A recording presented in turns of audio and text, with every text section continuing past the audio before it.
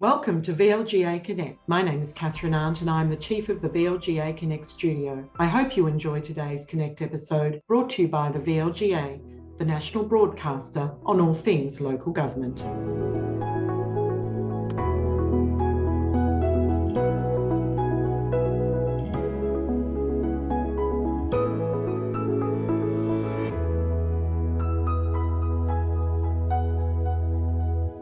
Hello everyone and welcome to the weekly governance update from VLGA Connect, sponsored by Hunt and Hunt Lawyers and featuring the star of the show, the Chief of Staff of the VLGA, Stephen Cooper. Hello. Stop it. Hello.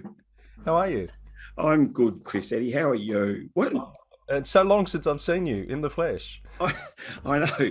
We'll have to stop meeting this like this because, in fact, we saw each other last evening. We did. Terrific event last evening, which we'll talk about in a moment. Have you noticed the theme today? I noticed. I wondered if you'd gone and bought that at Cable Beach, but then don't kind of. And for anyone listening, Chris's jumper's got cables, but you wouldn't really need a jumper in Cable Beach. No, that's very true. No, I just thought, given the time of year and we've been wearing some more informal gear, I dug this piece of knitwear out of a box in the cupboard. My wife knitted this for me, I want to say 35 years ago, something like that. It still holds up pretty well, doesn't it? And I'll tell you, it's warm. And it was knitted with love. So good stuff. I've got a few of them. We might trot them out over the next few weeks. I'm sure the viewers can't wait. Let's just monitor any changes in video and podcast listens, Chris. Yes. If they start to tank, it's the knitwear. Yeah. All right. Now you've got a bone to pick with me. You were saying just before we came on. Well, I don't know if Anne McCormick has a bone to pick with you because I was listening to the roundup during the week, and excellent tribute, by the way, to the Mayor of Northern Grampians, Tony Driscoll, which we will talk about later. But on a lighter note, I think you ended with a conduct issue in Canada and quoted our good friend Ian McCormick, and you described him as wise and eloquent. And I was sort of wondering, Chris, whether was it wise or eloquent, or what's the difference between eloquent and erudite? Erudite is to use knowledge and expertise to convince, I believe. Well, and actually, I wondered if it wasn't there for a backhanded slap at Ian, who does have a great deal of knowledge and research underpinning his work, that, in fact, eloquent might just sort of connote a more superficial discussion, but I would have thought Ian does bring depth to his discussion, and maybe you're giving him a bit of a slap, Chris. You've missed the point completely, Steve. It was simply his use of the is it a metaphor? I always get confused by metaphors and similes. Yeah. Where he said this behaviour was the toxic sand in the gears of good local government. So I was actually talking about his choice of words. Therefore, I think eloquent is okay. Eloquent was okay then. It was a compliment nonetheless, and I was taking a risk because I have been caught before trying to have a semantic conversation with you, and it always seems you have the last word. So I'll leave it there. That's because I've got the button. All right. Last night we had the very special VLGA event with two initiatives being launched, and I wanted to be there particularly for the Stepping Forward program launch because it's aimed at the city of Whittlesea and the city of Casey. So I was sort of wearing my Whittlesea hat last night. But there was this terrific panel talking about how culturally diverse people can become councillors, and some real life examples on that panel. Oh, absolutely. So the Stepping Forward program we're piloting or VLGA is piloting in Whittlesea and Casey. Thank you very much to the good folk at the Scanlon Foundation for supporting that program. And that is, as you say, Chris, about supporting young people from diverse backgrounds to step forward into leadership roles, which may be council, it may be working at council, it may be stepping forward into community leadership roles. So really important program, and we hope that rolls out further. The Represent Handbook launch, just a terrific resource for people, particularly from diverse communities, but anyone wanting to stand for council comes in two Do you parts. happen to have one there, Steve? Do you happen to have one? Luck would have it, Chris. There it is. There's the lovely Seema Abdullah on the cover. That is correct, and a good representation of the councillors from Shepparton. Seema Abdullah, Councillor Greg James, Councillor Jeff Dobson, and the Mayor, Councillor Shane Scarley, all from Shepparton, were in the room. Yes, I didn't meet. So Shane Scarley, I didn't get to meet last night, but I did have a chat to Jeff Dobson, and Ivan Gilbert was there, ex-Shepparton, of course. And Ivan told me, and I did not know this. I said, "Well, you were the town clerk in the days we had town clerks." He said, "Actually, I was called the city manager." And I haven't heard that in use in Australia before. It's a very really yes. I didn't know. He couldn't recall the name of the mayor at the time, and I haven't been able to recall it either. But there was a particular mayor that wanted the name changed to city manager. So there's a bit of trivia for you. Look, I've known Ivan for a long time, and I thought I knew all about his Shepparton history, but maybe not. Anyway, let's get back to it. So. The Commissioner for Multicultural Victoria, Vivienne Nguyen, chaired a panel, including, let me get this right, councillors Jasmine Nguyen from Brimbank, Alter Achu from Warrnambool, Seema Abdullah, who you mentioned before, from Shepparton, and Joseph Harwile from Hume, who really told their stories around leadership and some fabulous questions from the floor, which reminds me again that part 2 of the Represent Handbook is a series of, I don't know, probably close to a dozen stories of councillors from diverse backgrounds, you know, in terms of their history and why they're in local government and their particular journeys, which again are just compelling reading, given those challenges that anyone faces, let alone someone from a diverse background. Terrific stories. I did enjoy hearing some of the examples the panellists provided. Steve, Joseph Harwile particularly making the point that you don't just decide to become a councillor and run without having done some work to build a community profile. So that's where those advisory committees and community groups and boards and what have you come into play for, in some cases, quite a period of time to build some profile before you put your hand up for council. Absolutely, and they all talked about door knocking in 2016, but and Joseph made the point, well, you couldn't door knock in 2020, and that's where those connections became just so important. Yes.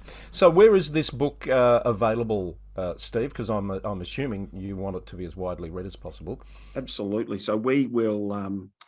Thank you for the reminder. And I should say, if you look very closely at the book, it was co-produced by VLGA and Welcoming Cities, which is an organisation supported again by the Scanlon Foundation. Welcoming Cities and VLGA will have that on their respective websites. We'll print a few copies that we'll be using at events and in the programs that we run. Excellent. All right. It was a terrific event. Well done to you and the team there at the VLGA for that event last night in the city. Nice to see people getting together too.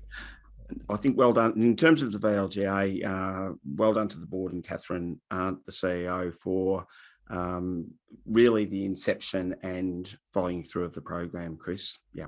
Yeah, it was excellent. And good to see Denise Massoud there, the president of the VLGA, doing the welcome last night. So back to last week's episode, Steve, we had a little bit of feedback on our discussion around the Stonnington conduct issues, as we expected might happen. Not everyone 100% agreeing with the discussion that we took, but I did have some private feedback from some close to the issue that they appreciated the balance and the thought that went into our discussion. Some people are bringing it down to whether it's a matter of a code of conduct matter or just a straight out case of bullying. Chris, I would have been disappointed if there wasn't some disagreement about everything that we said last week. Just a few points that came up. The comment was made that a breach of the code of conduct is not the same as a bullying matter, and I agree with that feedback absolutely 100%. And you know, therein lies the ethical question around what's okay. Is the code of conduct adequate? But again, a breach of the code of conduct is not necessarily harassment repeated and unreasonable as would be required. Yeah. Some other feedback, Chris, people speculating about, well, what might have happened? if there was a seeking of a finding through an arbiter of a misconduct, would that actually put, and again, not talking about Stonington necessarily, would that put an errant councillor on sufficient notice that the next step would constitute bullying? And as we've said, we'll never know. As we've also said, and people have their rights to, appeal. That's all great. There is a downside, though, if someone taking an action through an arbitration might be discouraged, or wanting to take an action might be discouraged because of the threat of landing in the Supreme Court. And it got me thinking, maybe, if it's not change of legislation, one of the things that we do need is, a more mature law that has actually been tested through the courts. Now, the problem with testing matters through the courts, as we've talked about before, is it is stressful for those concerned. And not to mention expensive too. Yes, now there are elements of insurance, but the council and the public do end up paying for that. I was sort of contemplating too, Chris, that from time to time the tax office will get a ruling, will basically run a matter through the courts at the cost of the tax office to get certainty. Is that something that local government should be looking at and either seeking support from government via LGV or the inspectorate to build up a sufficient body of law to give greater clarity around what matters are and are not appellable? Yeah. So, as we mentioned, two of those matters are misconduct matters where an arbitration ruling or an arbiter has made a ruling, and they are being tested. So that'll be some case law, won't it? Absolutely. Yeah. But and it's really difficult for those parties that have had to be involved in that. And you've got to have some empathy there, Chris. And we might have to wait a while to see what comes of it. Yes, unfortunately, sadly. Yes. All right. Moving on, there's been a report coming out this week, or an interim report, I believe, Steve, into protections within the Victorian planning framework. I have to confess, I don't know much about this. That's okay, Chris, because I'm just trying to think when it was, but the VLGA certainly submitted to this because we considered there were a number of issues in relation to the current planning framework that are causing council some grief and would improve the good governance of the Planning Act. So Planning and Environment Act. So we decided to make a submission. Some of the areas that we submitted on were, we thought it would be a really good thing if ministers calling in matters had a little bit more, a greater requirement to provide, some accountability and some reasons for the call-ins to give councils greater certainty. We also thought there were some opportunities in regard to the Cookman Hotel kind of case, the demolitions that really currently are like being slapped with a wet lettuce, that, there's an opportunity for greater sanctions there. The upshot, though, is that there's a report has been released this week calling for another report. Right. So it's calling for another report, so just cool your heels. Yeah, and I think in that sense, the committee have basically said we are not going to get anything sensible out of this in the current term of Parliament. Let's come back after the election and have another go at it. There's something like 220 pages and quite detailed submissions have been made by a range of parties. So really important topic. Watch this space. There might be another opportunity for involvement after the elections are held. Yes. All right. We'll wait to hear more on that one. One that has resolved itself now is Operation Naxos, the IBAC inquiry into a range of issues around use of electorate office resources, I think is how I'd summarise it. This is the one that caught up the former Mayor of Melton, Justin Mamarella, and his father, and they've been sentenced this week. They have, Chris. I thought this was a local government link in passing, in the sense that Mr. Mamarella and his father were involved in the electorate office of a member of Parliament. It just so happened that there was a local government connection. The link for me is the offence was in relation to seeking to mislead the integrity agency, in this case IBAC, with regard to the production of evidence. And the moral of the story is not a good idea to try to mislead integrity agencies. Yeah, good moral to take note of. Yeah, so the charges were conspiring to attempt to pervert the course of justice and perjury, Mm, amongst some other elements as well. yeah, and the integrity agencies make it very clear where it is a conversation where you are expected to tell the truth. Like no one's in any doubt. Yes, yeah. Yes. So in the case of both of those gentlemen, they're on 3-year community correction orders. Justin Mammarella is going to be required to do 375 hours of community work, and his father Umberto, who I think goes by Robert, I think so. was fined $12,000. And they make the point that that concludes the Operation Naxos operation. Good. Nice to have a file closed, Chris. All right, draw a line under that one. Now, something that's starting to be talked about a lot more as we move towards the state election, Steve, and we've had some contact this week from friends of the show who'd like to hear or see a bit more clarity around this issue, and it is councillors standing for election at a state level. Some are taking a leave of absence, some aren't. What are the requirements? Some are foregoing their allowances. They don't have to. Some aren't. Some have donated them. And so Despy O'Connor, for example, at Mornington Peninsula Shire, who ran for federal, donated her allowance after the fact because she wasn't aware that that was still accruing. And this is also now starting to play into the annual mayoral election season, Steve. Who would have seen that coming, Chris? Well, some have seen that coming. They have. Understand. Yes. They're thinking about timing. They're thinking about who's going to be around to vote. The question that was put to us was, does a councillor who's on a leave of absence have the ability to A, put their hand up for mayor while they're on that leave of absence, or B, participate in a vote for mayor while they're on a leave of absence? I would have thought the answer's pretty clear, or am I being a bit naive here, Steve? Which frame would you care to look at it? Look at it through. I can't believe I said that. You know what I mean. Is it the legal frame or the political frame or the ethical frame? I'm not particularly sure. So, Chris, your first question was, if I've got this right, could a councillor on leave of absence be nominated for the role of mayor? Yes. My gut would say, and please go and seek proper legal advice. We haven't had to say for a while, Chris, we're not lawyers. No, we haven't, but let's say it again now. We're not lawyers. I had a quick look and at the section in the Act about the election of mayor, which I think is around 28 somewhere, but yeah, correct me. And it said words to the effect of that any councillor may be nominated to be elected as mayor, except where Section 167 applies. And Section 167 relates to the conduct and integrity provisions of the Act. Right. Which would seem to indicate that if the government had meant that a councillor on leave of absence was not able to be nominated for the position of mayor, they would have said, and they haven't said.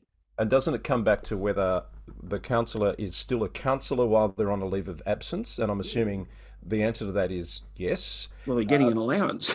Exactly, that's where I was going. So because the allowance is still being paid or can be paid, which suggests they still hold the office of councillor, therefore I would think they could submit a nomination or somehow come back and participate in a vote for the office of mayor, even while on a leave of absence. And I'm not sure that anyone really thought through that councillors might be away for months because of standing for Parliament. There could be quite a number of really normal, sensible reasons why a councillor might not happen to be in the chamber at the time of the mayoral election. And if the remainder of the councillors are of a mind to elect that particular councillor, well, why shouldn't they? I would think. Steve, I haven't looked it up, and this is perhaps something we need to come back to in a more fulsome way, perhaps with Tony or someone from Hunt and Hunt. But my recollection is the Act allows the election of the mayor to happen within about a month period, which runs out around the first week of December. Something like that, Chris, and I haven't looked closely either. So might what we see is in those cases a deferral of the election of the mayor to the very latest possible time, because if the election is at the end of November, there's going to be some last Saturday of November.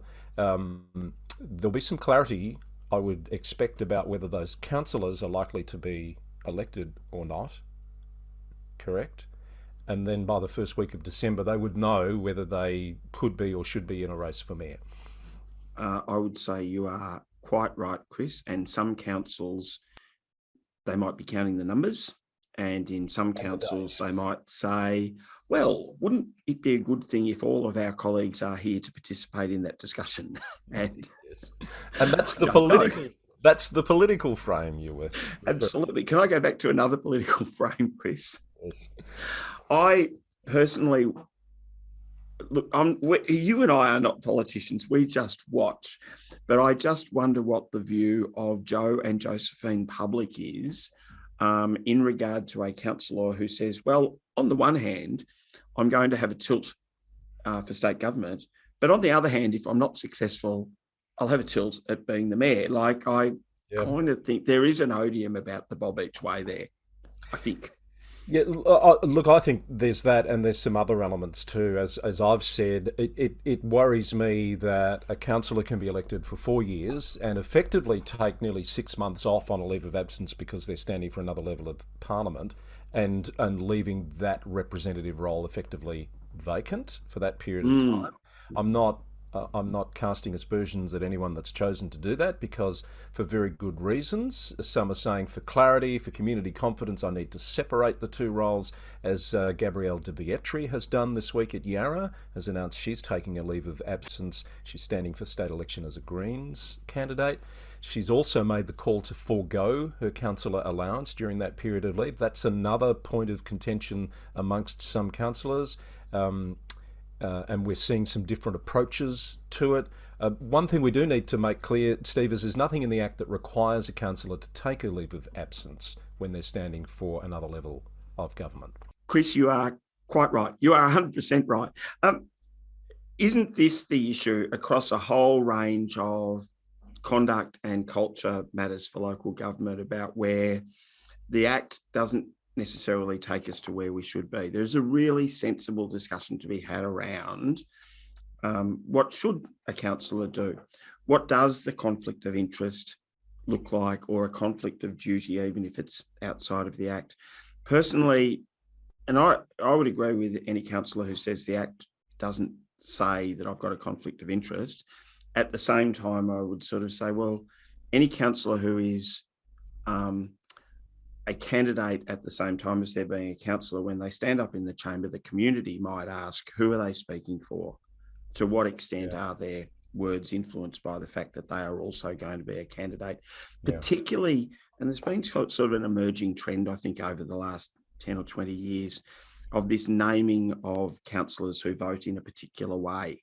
You know, that didn't happen years ago, but it does now. So the chamber is more politicised. Yes. You know, and for that reason, that notion of stepping away really has some merit, Chris. Yeah, it's funny you say that. I was reflecting the other day. Once upon a time, certainly in my early days in local government, the division process was very rarely called on. Now it seems nearly every council meeting I watch, there's at least 1 or 2 divisions being called on matters because they want it recorded in the minutes who voted which way. Yeah, the division was typically the ward councillor who voted against the planning permit issue when their colleagues did. So they could say, you know, they were standing up for their community, and everyone else knew that that was the game. Yes. And there's been quite a bit of that happening lately in chambers around the state, I have to say. There's a couple of examples of that coming in the next edition of the Roundup, if I can give that a plug.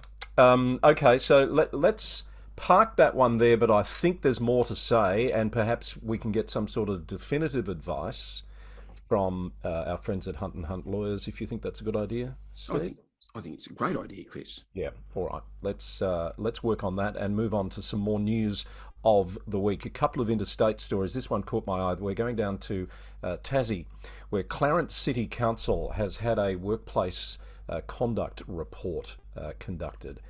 It's come back with not a pretty picture, and we're seeing this a lot, aren't we? They're not alone there in Clarence with behaviour, particularly between elected representatives and potentially in some places between elected reps and council officers. In this case, the council's taken the interesting step of moving a motion which has been passed to employ a respectful conduct officer to basically be an on-staff arbiter between bickering aldermen in this case. Isn't that an interesting approach, Chris? internal arbiter, internal ombudsman, it sort of raises the question of whether councils might employ or engage their own monitors rather than going through a process with the minister. Like, very much a watch this space. There's a business idea. Your mind. Just make a note of that. I'll take a cut. So, in this case at Clarence, the Deputy Mayor Heather Chong is saying she hopes that this step will help pave the way for a less fractious council at the upcoming elections. But I want to share a particular quote with you, Steve, which is in the Hobart Mercury report on this. I'll read the quote and let it sit, and then get your reaction. Okay, and I quote: "Alderman Tony Mulder is convinced he's one of the councillors referred to in the report, but he says the other councillor is the one that started it." Because we're in Hobart, Chris, I'll let that distill. And that's not a lark. Anyway, some people might know where I'm going there. You know what that reminds me of? I can't even, Chris, but go on. It reminds me of Donald Trump. And why does it remind me of Donald Trump? For about 6 months, CNN, which, by the way, for the first time this year is not going to make $1 billion in profit. That's apropos of nothing, but that's an extraordinary number, isn't it? Donald Trump was featured in this promo. It was an interview with Anderson Cooper, I think, where Anderson Cooper basically said to the president, "That's not becoming behaviour of the president of the United States," to which Donald Trump replied, "Well, he started it." He started it. How often do we hear that, Chris? In the playground. In the playground. Yeah. Was it Clarence Council where you picked up the quote too, that people should be looking through the window and not in the, in the mirror, not through the window? No, I think that was Huon Valley, but also Tasmania. Yeah. It was local.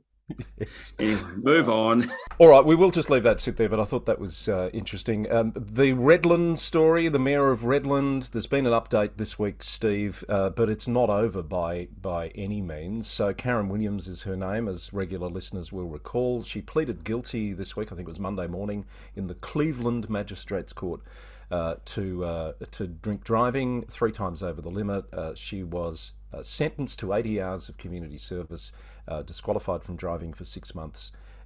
She said outside the court that she's apologised again and she'd be returning to her job as mayor this week. No conviction was recorded, by the way. So the local newspaper, the Redland City Bulletin, has done a survey of all of the councillors and is now reporting that she has lost the majority support of councillors.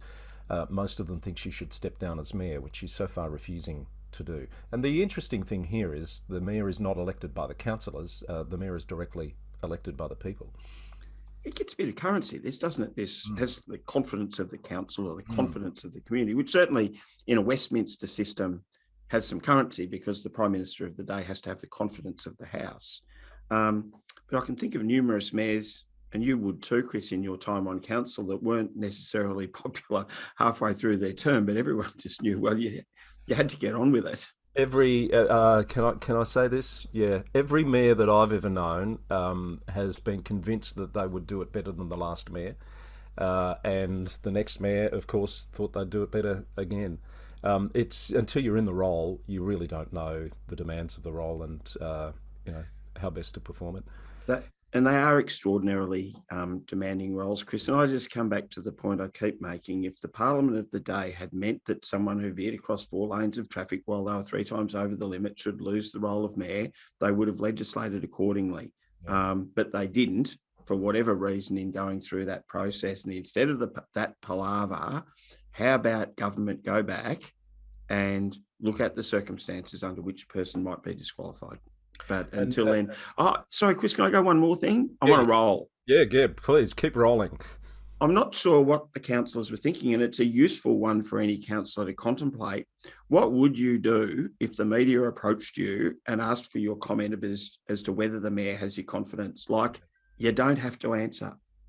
And to their credit, 2 of them didn't. So there were the 10 councillors that were canvassed, as I understand. 6 have made it clear they think the mayor should step down. 2 didn't respond. 2 did respond but refused to answer the question, basically said, I'm not going to say what does that get us to? 10. So there you go. Some have done exactly what you've suggested. Good on them. Yeah. All right. So I'm sure that won't be the last time we talk about Redland, because that's not going to go away anytime soon. And I would think, I was just as you were saying, I would think the fact that no conviction was recorded might be significant in terms of eligibility to continue to maintain the office. But well, in a Victorian context, that wouldn't get over the line. That would be for disqualification. So yeah, there you go. While we're on mayors, this is one that you found and pointed out to me, a very quaint practice that's been talked about in the UK, Steve, where they weigh the mayor at the start of the term and at the end of the term. Why would they do that, Chris? Yes, so it has something to do with whether the mayor's been getting fat on the public purse in medieval times or something. Is that? Yeah, apparently, they weigh them at the start and the end to ensure they haven't been high on the hog, Chris. I must admit, I had to do a double take to make sure it wasn't Councillor Rowan Batley, who was. If anyone doesn't follow Rowan Batley on Twitter, he's worth a look, a parody councillor in England.